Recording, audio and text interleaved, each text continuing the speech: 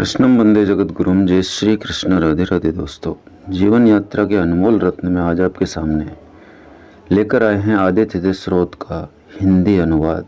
क्योंकि बहुत सारे लोग संस्कृत नहीं समझ पाते और न पढ़ पाते हैं, तो वह यह सुनकर और समझकर पूरा आनंद और लाभ प्राप्त कर सकते हैं। अंत तक आप जानने का प्रयास करें। जो लोग चैनल पर पहली बार हैं आवश्यक रूप से सब्सक्राइब करें। तो आइए शुरुआत करते हैं। श्री रामचंद्र जी युद्ध से थककर चिंता करते हुए रणभूमि में खड़े थे। इतने में रावण भी युद्ध के लिए उनके सामने उपस्थित हो गया। यह देख भगवान अगस्त मुनि, जो देवताओं के साथ युद्ध देखने के लिए आए थे, श्री राम के पास जाकर बोले, सबके हृदय में रमण करने वाले महाभाव राम, यह सनातन गोपनीय स्रोत सुनो। वत्स, इसके जब से तुम युद्ध में अपने समस्त शत्रुओं पर विजय पाओगे। इस गोपनीय स्रोत का नाम है आदित्य हृदय। ये परम पवित्र और संपूर्ण शत्रुओं का नाश करने वाला है। इसके जब से सदा विजय की प्राप्ति होती है। यह नित्य, अक्षय और परम कल्याण में स्रोत है। संपूर्ण मंगलों का भी मंगल है। इससे सब पापों का नाश हो जाता है। यह चिंता और शोक को मिटाने तथा आयु को बढ़ाने का उत्तम साधन है। भगवान सूर्य अपनी अनंत किरणों से सुशोभित रश्मिवान है। ये नित्य उदय होने वाले देवता और असुरों से नमस्कृत विवस्वान नाम से प्रसिद्ध प्रभा का विस्तार करने वाले भास्कर और संसार के स्वामी भुवनेश्वर हैं। तुम इनका रश्मिमते नमः, समुद्यते नमः, देवासुर नमस्कृताय नमः, विवस्वते नमः, भास्कराय नमः, भुवनेश्वराय नमः, इन नाम मंत्रों के द्वारा पूजन करो। संपूर्ण देवता इन्हीं के स्वरूप हैं। ये तेज की राशि तथा अपनी किरणों से जगत को सत्ता एवं स्फूर्ति प्रदान करने वाले हैं। ये ही अपनी रश्मियों का प्रसार करके देवता और असुरों सहित संपूर्ण लोगों को पालन करते हैं। ये ही ब्रह्मा, विष्णु, शिव, स्कंद, प्रजापति, इंद्र, कुबेर, काल, यम, चंद्रमा, वरुण, पितर, वसु, साध्य, अश्विनी कुमार, मरुदगण, मनु, वायु, अग्नि, प्रजा, प्राण, ऋतुओं को प्रकट करने वाले तथा प्रभा के पुंज हैं।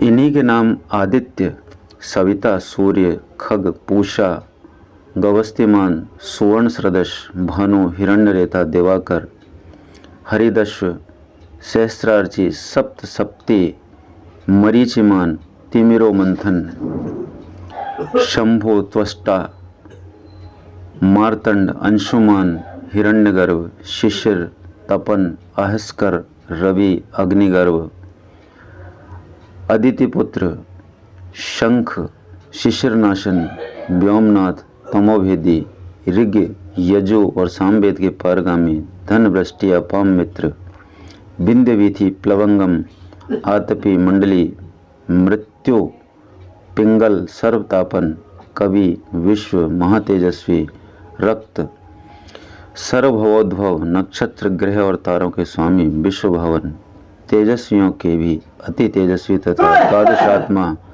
हैं, आपको नमस्कार है। इस प्रकार सूर्य भगवान का इन नामों से पूजन करना चाहिए। पूर्वगिरी, उदयाचल तथा पश्चिम गिरी अस्ताचल के रूप में आपको नमस्कार है। ज्योतिर्गणों के स्वामी तथा दिन के अधिपति आपको प्रणाम है। आप जय स्वरूप तथा विजय और कल्याण के दाता हैं। आपके रथ में हरे रंग के घोड़े जुते रहते हैं। आपको बारंबार नमस्कार है। सहस्त्रों किरणों से सुशोभित भगवान सूर्य आपको प्रणाम है। आप अदिति के पुत्र होने के कारण आदित्य नाम से प्रसिद्ध हैं। आपको नमस्कार है। उग्र, वीर और सारंग सूर्यदेव को नमस्कार है। कमलों को विकसित करने वाले प्रचंड तेजधारी मार्तंड आपको प्रणाम है। आप ब्रह्मा, शिव और विष्णु के भी स्वामी हैं। सूर्य आपकी संज्ञा है। यह सूर्यमंडल आपका ही तेज है। आप प्रकाश से परिपूर्ण हैं। सबको स्वाहा कर देने वाला अग्नि आपका ही स्वरूप है। आप रौद्र रूप धारण करने वाले हैं। आपको नमस्कार है। आप अज्ञान और अंधकार के नाशक, जड़ता और शीत के निवारक तथा शत्रु का नाश करने वाले हैं। आपका स्वरूप अप्रमेय है। आप कृतज्ञों का नाश करने वाले संपूर्ण ज्योतियों के स्वामी और देव स्वरूप हैं। आपको नमस्कार है। आपकी प्रभा तपाए हुए स्वर्ण के समान है। आप हरिहरण और विश्वकर्मा हैं। तम के नाशक, प्रकाश स्वरूप और जगत के साक्षी हैं। आपको नमस्कार है। रघुनंदन, ये भगवान सूर्य की संपूर्ण भूतों का संहार, सृष्टि और पालन करते हैं। ये ही अपनी किरणों से गर्मी पहुंचाते हैं और वर्षा करते हैं। ये सब भूतों में अंतर्यामी रूप स्थित होकर उनके सो जाने पर भी जागते रहते हैं। ये ही अग्निहोत्र तथा अग्निहोत्री पुरुषों को मिलाने वाले फल, देवता, यज्ञ और यज्ञों के फल भी ये ही हैं। संपूर्ण लोकों में जितनी क्रियाएं होती हैं उन सब का फल देने में ये ही पूर्ण समर्थ हैं। राघव, विपत्ति में, कष्ट में, दुर्गम मार्ग में तथा किसी भय के कारण अवसर पर कोई पुरुष इन सूर्य देव का कीर्तन करता है, उसे दुख नहीं भोगना पड़ता। इसलिए तुम एकाग्रचित होकर इन देवादिदेव जगदीश्वर की पूजा करो। इस आदित्य हृदय का 3 बार जप करने से कोई भी युद्ध में विजय प्राप्त कर सकता है। महाभाव, तुम इसी क्षण रावण का वध कर सकोगे। ये कहकर अगस्त्य जी जैसे आए थे उसी प्रकार चले गए। उनका उपदेश सुनकर महातेजस्वी श्री रामचंद्र जी का शोक दूर हो गया। उन्होंने प्रसन्न होकर शुद्ध चित्त से आदित्य हृदय को धारण किया और 3 बार आचमन करके शुद्ध भगवान सूर्य की ओर देखते हुए इसका 3 बार जप किया। इससे उन्हें बड़ा हर्ष हुआ। फिर परम पराक्रमी रघुनाथ जी ने धनुष उठाकर रावण की ओर देखा और उत्साहपूर्वक विजय पाने के लिए वे आगे बढ़े। उन्होंने पूरा प्रयत्न करके रावण के वध का निश्चय किया। उस समय देवताओं के मध्य में खड़े हुए भगवान सूर्य ने प्रसन्न होकर श्री रामचंद्र जी की ओर देखा और निशाचर राज रावण के विनाश का समय निकट जानकर हर्षपूर्वक कहा, रघुनंदन अब जल्दी करो।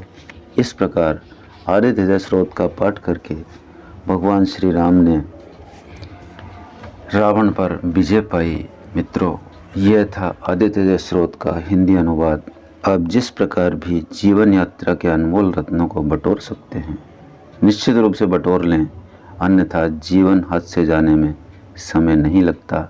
कोई पता नहीं किसकी जीवन यात्रा कब रुक जाए। अगली वीडियो में बहुत जल्दी आप लोगों से मिलते हैं। तब तक के लिए जय श्री कृष्णा, राधे राधे।